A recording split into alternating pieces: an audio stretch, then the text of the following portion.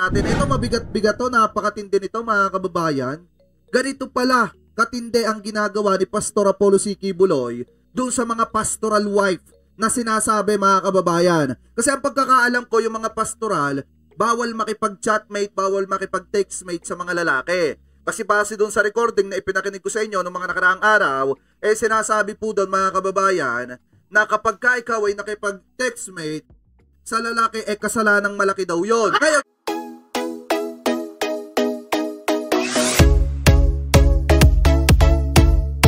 iniisip ko mga kababayan, paano nagkaroon ng pastoral wife kung bawal yung mga pastoral makipag-usap or makipag-jowa sa mga lalaki, mga kababayan. So ngayon, alamin natin kung ano yung pastoral wife na sinasabi na kapag ka nabuntis, ganito katindi yung ginagawa sa kanila. Ano po, so ito, pakinggan po natin itong nakita nating balita. Gagawan lamang po natin ng reaction video. At ang nagsasalita po dito at nag-expose ng dire-diretso at patuloy ay ito pong si Ma'am Arlene Stone ulit. Mga kababayan, sabi dito, dating miyembro ng KOGC, mga nabubuntis na spiritual wife, pinapalaglag sa ibang bansa. Mga kababayan, so ito, pakinggan po natin. Wala po siyang anak, wala po siyang legal wife. Sa mga nagtanong kung mayroon po ba siyang asawa, wala po siyang legal wife, however po marami po siyang spiritual wife. So wala siyang anak sa pagkakaalam ko dahil ang mga nabubuntis po ng mga spiritual wife ay pinapadala po sa ibang bansa upang magkaroon ng abortion. Papangalanan ko po yung iilan sa mga spiritual wives ni Pacquiao. Pero bago ko po bago ko po i-cover yan, meron pong nagtatanong sa akin galing sa YouTube. Gusto ko lang pong i-discuss. Ang tanong po, yung miracle worker daw po ba ay allowed to get married? So it seems to me na itong nagtanong sa akin knows what the kingdom language. Kasi itong miracle worker, gamit to ni Lolo Kibbs, ni Disappointed Son. Yung mga workers, mga full-time workers po na pinapadala sa iba't ibang bansa, ang tawag po sa kanila ay miracle workers. Kasi aalis po sila sa kanilang pamamahay, drop off po sila sa kanilang mga lugar po. Wala po silang dalang kahit maliban sa sometimes yung paper, yung sulat lang. At sometimes din yung mga paninda nila. Pero babalik po sila na may daladalang resources. So kaya tinawag po silang mga miracle worker kasi lahat naman na nangyari sa kaharian. Diba mga kababayan, ang pagkakaalam ko kasi kapag ka ganon, na ikaw ay nagpapaalis papuntang ibang bansa, nang walang sapat na dokumento, di ba bawal yon? Paki-comment ka mga kababayan, di ba illegal yung tawag doon? Illegal. Na nagpapaluwas ka ng ibang tao papuntang ibang bansa nang walang sapat na dokumento. Mga kababayan, documents. Diba illegal yung ginagawa ni Quiboloy na yan? So ipagpatuloy pa natin.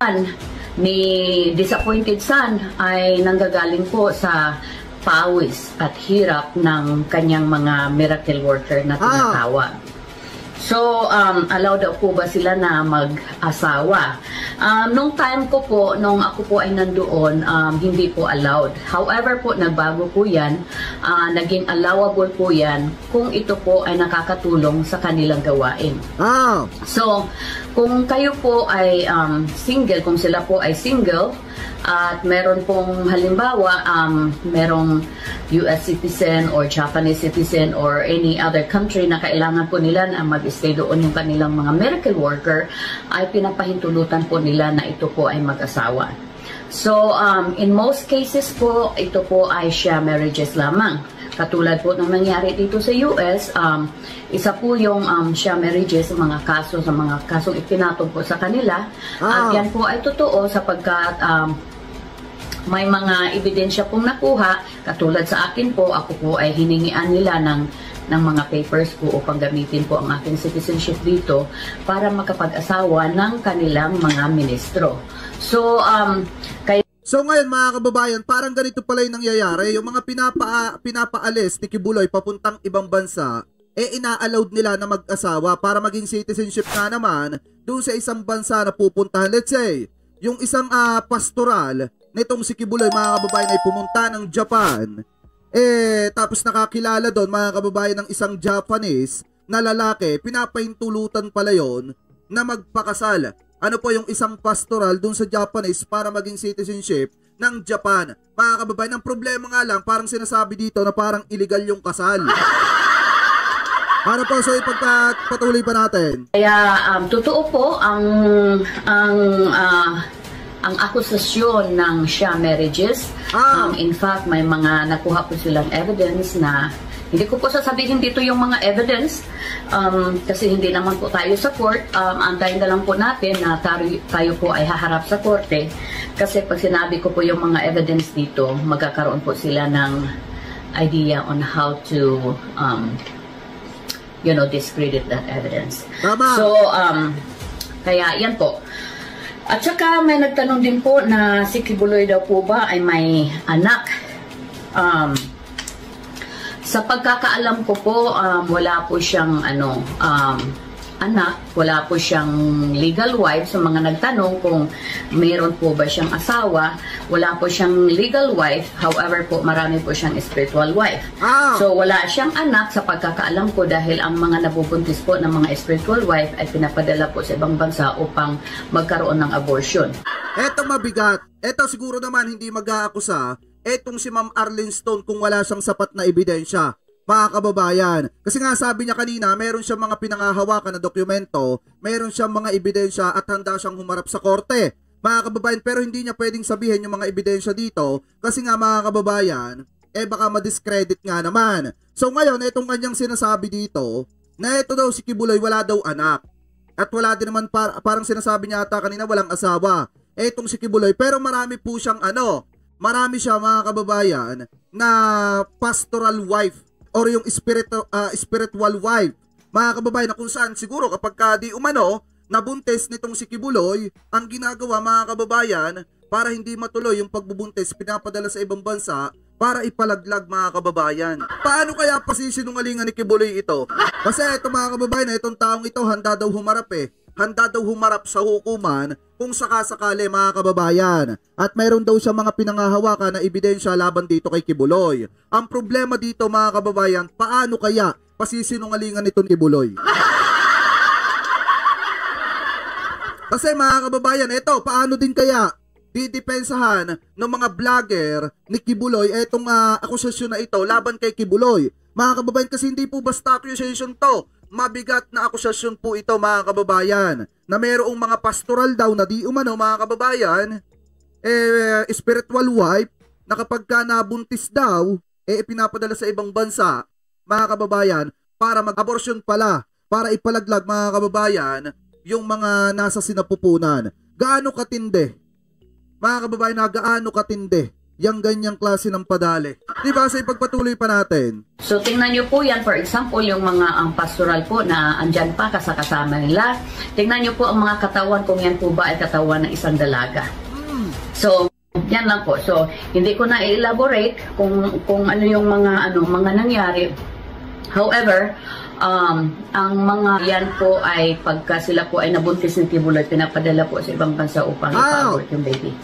So, kanina hindi pa ako sigurado, hindi ko masabi kasi ito from the start, on the spot pala natin ginagawa ng reaction video to. Hindi ko masabi kanina mga kababayan kung si Kibuloy yung bumuntes doon sa mga spiritual wife na sinasabi, yung mga pastoral. Ngayon mga kababayan, nung binanggit na nitong ni Ma'am Arlene Stone yung pangalan ni Kibuloy, na yun pala mga nabubuntis di umano ni Mang Kanor ni Kibuloy mga kababayan, ay ipinapadala sa ibang bansa para magpalaglag. So confirm mga kababayan na wala ngang asawa si Kibuloy at walang anak si Kibuloy kasi nga yung mga nabubuntis niya ng mga spiritual, mga kababayan, spiritual wife na sinasabi yung mga pastoral, ipinapalaglag nila, pinapadala nila sa ibang bansa para magpalaglag. So ipagpatuloy pa natin. So yan, nasagot ko na po yung tanong sa mga nagtatanong diyan sa YouTube. At gusto ko lang din pong i-discuss yung yung sinabi ni ngayon po ang sinasabi po ni Disappointed Son dahil siya po ay booking na sa kanyang pag-aari ng sanlibutan kasi wala naman po siyang universe ngayon maliban sa tamayong patpuntang Samal. Yan na lang man po ang niya, ang world niya ngayon. Takot naman po siyang pumunta ng Maynila dahil andoon po yung US Embassy. So technically po, ang claim niya na siya po ay may-ari ng mundo at may-ari ng universe ay sinampal po sa kanya na hindi po totoo. Ngayon po, ang claim na naman niya is he is the owner of souls. So tingnan niyo po yung pattern ng kanyang ginagawa. He is making an ambiguous claim. Yung mga claim ba na it's open for interpretation, bakit po ganon? Just to create confusion to people's mind. Kasi kung ano po yung i-interpret natin sa kanyang mga sinasabi, when it comes to benefiting him, yan po ang tatanggapin niya. So, sabi niya, siya daw po ay owner ng souls. So ngayon po ang tanong, kaninong souls ang pag-aari niya?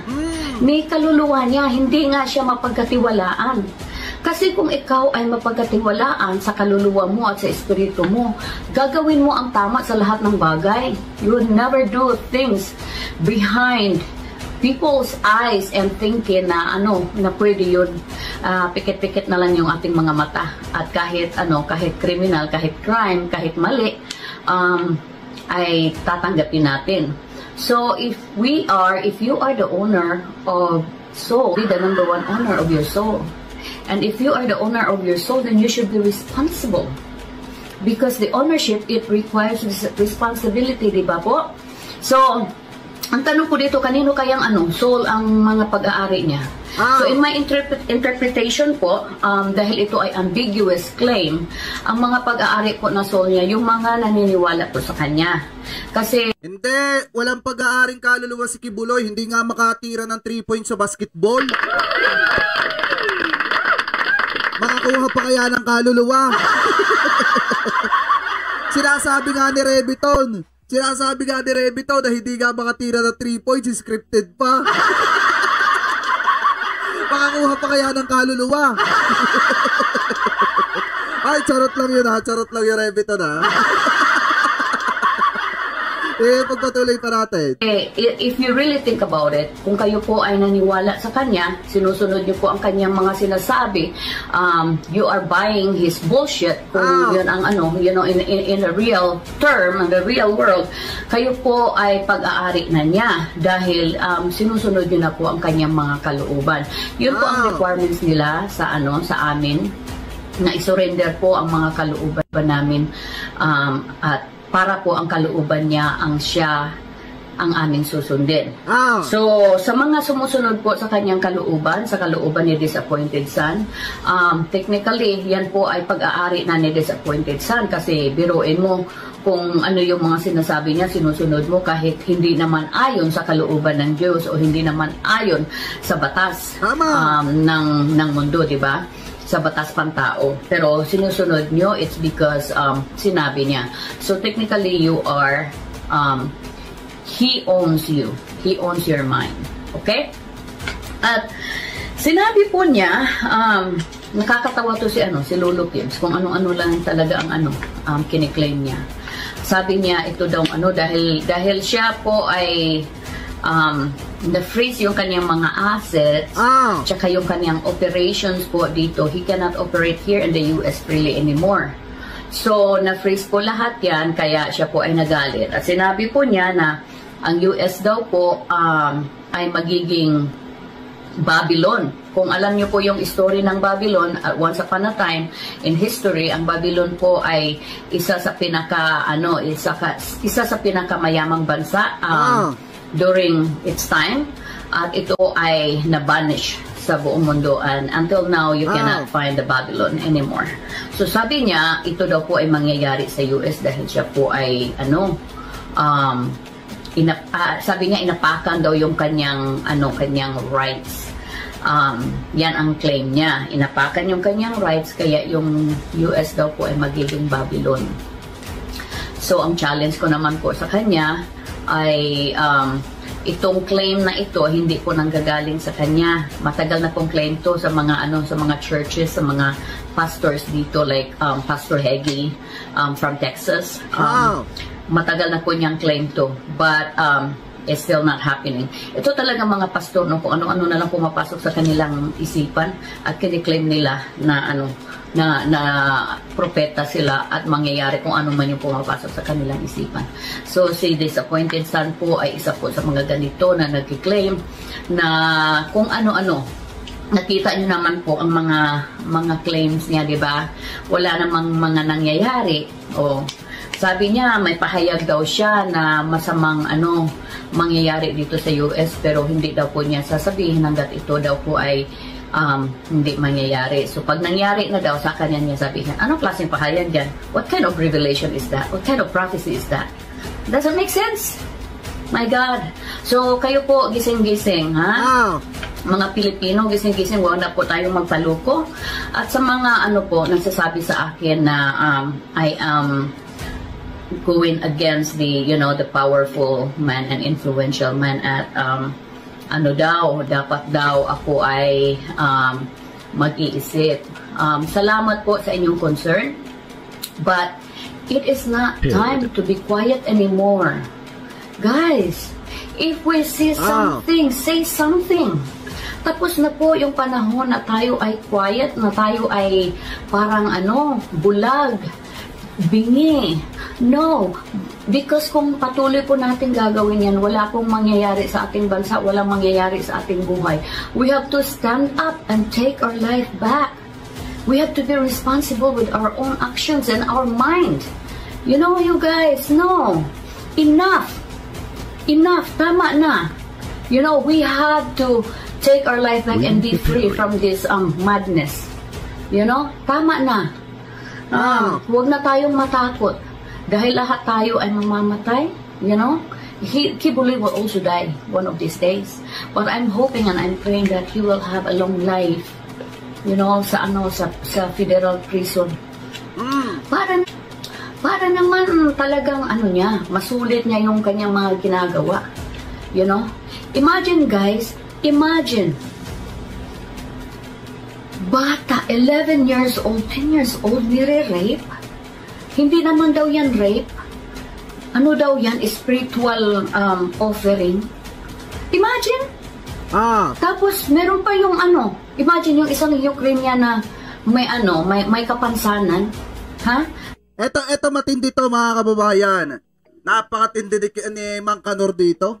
Dito mas nagulat ng matindi mga kababayan nung napakinggan ko itong salitang ito. Etong parte ng bidyong ito. Biruin nyo kahit yung may kapansanan, hindi pinatawad. Eto, pero pakinggan natin. Imagine. Tapos, meron pa yung imagine yung isang Ukrainian na may kapansanan. Ha? May kapansanan, hindi marunong magsalita, hindi nakakapagsalita, hindi nakakapag-intindi ng Tagalog, ng English. Binaboy talaga niya ng gusto. My gosh, I cannot elaborate because I cannot comprehend na magagawa ng isang tao yan, na isang normal na taong ginawa niya doon. Grabe, it's heartbreaking. So guys, wake up. Huwag na tayong mag-bystander. You know, kung meron tayong mga nakikitang mga mali, dapat natin ay punain. You know, baguhin naman natin yung ating, yung ating tawag nito, kadena. Putulin naman natin. Biruin nyo, di ba, yung Ukrainian mga kababayan, walang may kapansanan. Sa madalit salita mga kababayan, baka pipe or bingi, hindi nakakaintindi mga kababayan. Pero siguro dahil baka may itsura, maganda mga kababayan, pinatos ng lolo mo. Yung cycle of life, para maiba naman, isipin natin yung next generation. Everything that we are going to leave behind ay magiging resources yan ng ating mga next generation. Tama. Kaya sana naman po ngayong parating na ang bagong taon, sana naman po ay baguhin na rin natin ang ating mga perception. Magkaroon po tayo ng panibagong pag-iisip, panibagong pananaw sa buhay, na magiging responsible tayo sa ating mga actions. you know, and we held other people accountable with their actions also. Lalo na yung mga namumuno sa ating bansa. Karamihan po sa kanila, mga leaders natin, mga lalaki, walang mga bayag. Basta lagyan mo ng pera yung mga bibig nila, nawawala yung mga bayag nila kasi binibenta nila pati bayag nila. Ganon dyan sa atin. Nakakaawa. Kaya sana tayong mga Pilipino, gumising naman tayo, the power is within us. Huwag na po nating ibigay yung ating power. Dahil kung ibigay po natin ang ating power, magiging pag-aari po tayo ng mga yan. Huwag na po natin ibenta ang ating mga kaluluwa sa mga yan. Kasi hindi po sila mapagkatiwalaan. We have to take ownership of our life, future. So, salamat po sa lahat. So, ngayon po, papangalanan ko po, katulad ng aking ipinangako sa inyo, na papangalanan ko yung iilan sa mga spiritual wives ni Kibuloy, na may pag-aari po ng ilang mga properties dyan sa kingdom. Hindi ko po mapangalanan lahat because some of them are not together in the, sa case. Magpapatuloy pa po yung investigation ngayon sa ibang mga spiritual wives. So, ang papangalanan ko po ay si Tessie Dandan tsaka si Ing Salinas, si Felina Salinas. Bakit ko po nasabi yan? Dahil nung ako po ay pastoral, ako po ay nagmamasal sa kanila. Silang dalawa po ay tinanong ako kung ako daw po ba ay virgin nung time na yun. Ilang taon pa naman po ako, 15 years old ako nung pumasok. Siguro nung time na yun, nung ako ay minamassage ko po sila, I was 17 years old, 16 to 17 years old. Magkaisa po ang tanong nila kung ako daw po ba ay virgin. Nung sinabi ko naman po na wala akong karanasan at that time, doon na po yung nag-umpisa nung pinapapasok-pasok ako doon sa sa kwarto ni appointed son. Tapos marami na akong restrictions. Bawal na ako makipaghalubilo sa ibang mga workers, bawal ako makipaghalubilo o makipagsalita, ano ba tawag nito sa Tagalog. Sa Bisaya pa, bawal na ako makiistorya mga lalaki, you know. I wasn't allowed to even talk to anybody the opposite sex or even anyone who were not pastorals. So ang allowed lang po sa akin na kausapin ko at magiging kaibigan ko yung mga pastoral lang po. Pero nung sabi ni BBS Las Vegas, yung iyang babaeng iyan na nagsasalita, iba't ibang lalaki sinamahan niyan. Naging girlfriend ko yan at talagang paganunin yan. Eto daw nagsasalitang ito. So BBS Las Vegas, willing ka ba magpa-interview sa akin? Interviewin kita, papakita ko mukha mo sa publiko para masigurado natin na tama yung sinasabi mo. Gusto mo, interviewin kita, face to face tayo para makita ng publiko kung tunay ang sinasabi mo or baka may asawa ka dyan, para malaman din ng asawa mo na nagkaroon kayo ng relasyon nitong si Ma'am Arlene Stone. Dahil para masabi lang natin na tunay yung sinasabi mo, brother. Ang time na po yun, hindi ko po sila sinunod. So I never followed them, kaya ako po ay naalis doon. Yun po ang saving grace ko, na hindi po ako naging biktima ni Kibuloy sa mga alay-alay na yan dahil po sa aking katigasan ng ulo. And I'm so proud of that. I am so proud of having that personality. I have my own mind and I believe what I believe, and when I see something. Ang sinabi kanina nitong si Mama Arlene Stone, meron si Kibuloy na ginalaw na isang Ukrainian na may kapansanan, mga kababayan. Ngayon dito sa napanood ko namang balita kanina, mga kababayan, 2 months ago, dalawang Ukrainian woman naman, mga kababayan, ang nagrereklamo laban kay Kibuloy. Ano po dito sa Inquirer.net, mga kababayan, sabi dito, 2 Ukrainian women accuse Kibuloy of sexual abuse, mga kababayan. Ibig sabihin, dalawang Ukrainian na babae yung nag-aakusa laban dito kay Kibuloy. So, ibig sabihin, mga kababayan, pumapasok dito. Ano po, na bago sumapit ang bagong taon dito sa sinabi ni Ma'am Arlene Stone, tumutugma dito sa balitang ito 2 months ago, mga kababayan. Ano po, so ito, pakinggan muna natin itong nakita nating balita bago natin balikan yung video ni Ma'am Arlene Stone. Play na po natin, mga kababayan. Two Ukrainian women who were part of Apollo Kibuloy's Kingdom of Jesus Christ say they were sexually abused by the pastor. In videos played during the Senate's investigation into Kibuloy and his church's alleged crimes, Elia Sofia reveals she would be called to the pastor's room at night to give him massages. Ay, Rebiton, panis ka dito. Diba, panis ka dito. Lahat na ano ni Kibuloy. Hindi lang Pinoy. Hindi lang Pinoy ang pinangahasan, pati yung mga babae sa ibang bansa. And suddenly he started to Alia Sofia yung nagrereklamo labang kay Kibuloy. move my hands to put on his. He said massage here and I said Ano yung sabi? Ano yung sabi? Yung daw kanyang kamay ay kinuha ni Kibuloy at inilagay daw sa bayag ni Kibuloy. move my hands to put on his. He said massage here and I said oh my god, okay, and I massage. And after that, little by little, he just turned to me and he removed my clothes. And I even can, because I was very shocked. I was like, I cannot explain because I was nervous. This is what happened. He just removed my clothes and have. May dalawang Ukrainians na nagrereklamo labang kay Kibuloy at sabi nung si Sofia, Alia Sofia, mga kababayan, eto daw si Kibuloy, kita nyo, tugman-tugma doon sa sinasabi nitong si Mama Arlene Stone. Pinagmasahe daw ni Kibuloy. Pinahawak daw ni Kibuloy yung kanyang jumbo chicherechet. Pinahawak daw ni Kibuloy, mga kababayan, tapos ipinamassage daw nitong si Mang Kanor. Tapos ang pinakamasakla pa doon, mga kababayan, nung nag-init na si Mang Kanor, hinawakan daw ni Mang Kanor, mga kababayan, yung dalawang bulubundukin. Pagkahawak daw ni Mang Kanor ng dalawang bulubundukin ay tinanggal ni Mang Kanor yung mga isla. Hindi! Mali pala. Yung mga ulap na nakapaligid dun sa bulubundukin kaya lumabas yung araw. Pero inyo, pinahawak daw ni Kibuloy yung dalampasigan na nag-iinit. So, pagpatuloy pa natin. Ito pa yung isa. At video, another Ukrainian woman, alias Nina, testifies that as a pastoral, she had to sacrifice everything, including her body. Nina says she later realized it meant to have sexual relations with the pastor, adding that there was a schedule for all the girls to do their night duty.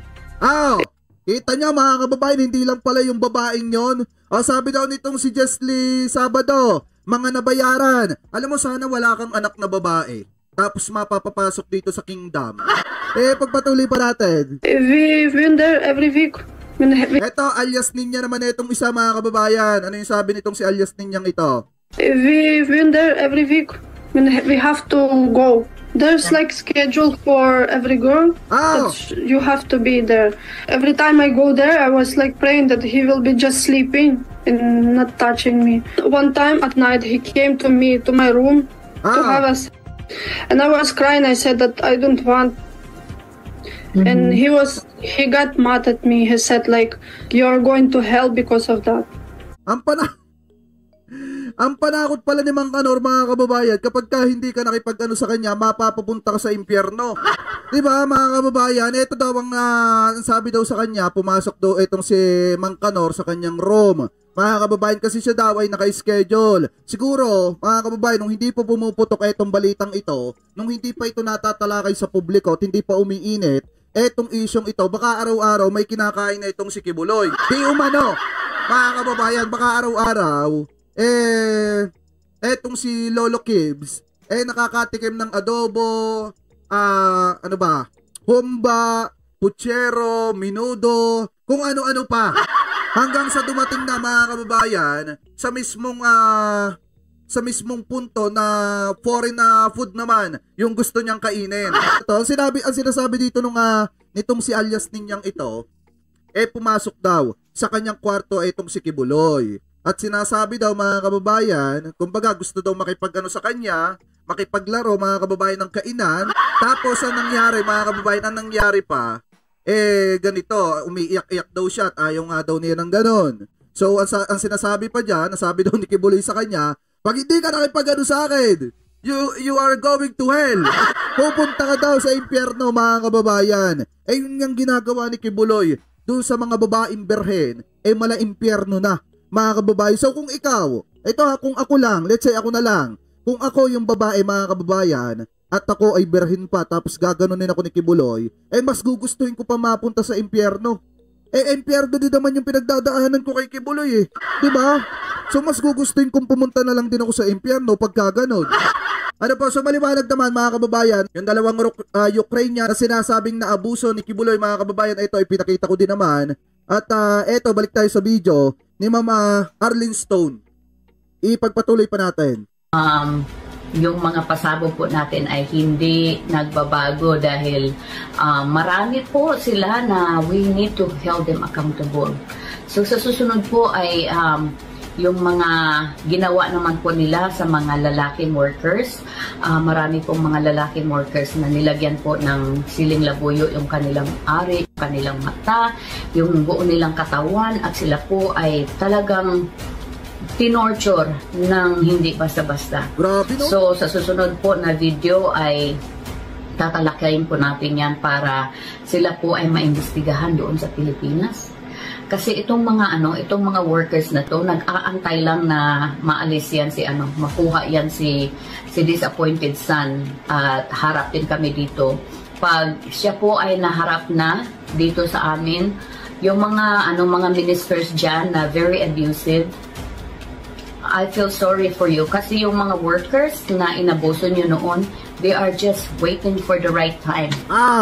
So, diba sabi ko sa inyo mga kababayan, sabi ko sa inyo kagabi, marami pang lalabas dyan na magsusuplong kay Kibuloy. Kasi nga kung titingnan natin mga kababayan, kung titingnan po natin, eto kasing yung iba, kaya ayaw magsalita against Kibuloy kasi nga natatakot pa sila ngayon. Lalo na nung panahon ni dating Pangulong Duterte. Mga kababayan, kasi kaibigan niya mga kababayan, yung presidente, kaibigan nitong si Kibuloy. So ngayon, kapag itong si Kibuloy ay naaresto, malaki ang posibilidad na yung mga nagawa niya ng hindi maganda, magsilabasan at pagsalita. Sabi nga ni Senator Risa Hontiveros, dadami pa yan. Dadami pa yan kasi yung iba, walang lakas ng loob ngayon. Kasi nga nasa laya pa, nasa labas pa itong si Kibuloy. Pero kung sakasakali mga kababayan, na yan po ay maaresto, marami pa ang lalabas para ituro etong si Kibuloy at sabihin yung mga ginawang hindi maganda ni Kibuloy. So ipagpatuloy pa natin. Abang-abang po tayo kasi hindi na lang po ako nag-iisa dito, dumadami po tayo. We are millions now. Yung mga workers na matagal nang lumabas at mga bagong lumabas ay kasama ko po sila sa laban na ito. Hindi po sila nagsasalita but they are behind me. So, salamat po sa lahat, sa mga sumusuporta po sa amin. Patuloy po nating ipaglaban ang tama para we can hold each other accountable. Yung lalo na yung mga salarin dyan, yung may mga atraso sa bawat isa. Hindi na po tayo papayag na tayo po ay apak-apakan. Hindi na po tayo papayag. We are better than that now. So, ngayon po, So, maliwanag naman dyan mga kababayan sa bidyong yan, na talagang etong si Kibuloy, yun pala mga nabubuntis ni Kibuloy na mga pastoral spiritual wife, mga kababayan, pagka nabuntis niya pala, pinapadala niya sa ibang bansa para doon po magpalaglag. Gaano katindi nun mga kababayan, ipapadala sa ibang bansa pagkatapos mong gamitin, tapos maanakan mo, ipapadala mo sa ibang bansa para doon mo utusang ipalaglag yung bata. Mga kababayan, yan ba ay gawain ng isang matinong pastor? Tanong lang naman, yan ba ay gawain ng sinasabing Son of God? Mga kababayan, yung ganyang klase ng gawain kung totoo man?